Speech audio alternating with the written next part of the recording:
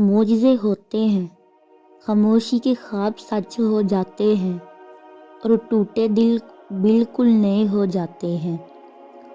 اور یہ صرف نماز، دعا اور اللہ کی محبت کر سکتی ہے۔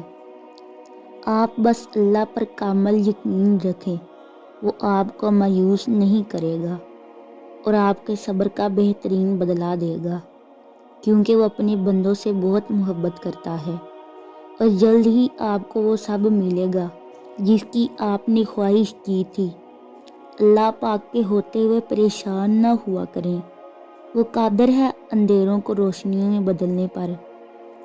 اللہ تعالیٰ فرماتے ہیں، تم مجھ سے ہر چیز کے لیے دعا کرو، چاہے وہ تمہارے حق میں بہتر نہ بھی ہوئی تو میں تمہیں بہترین بنا کے دوں گا۔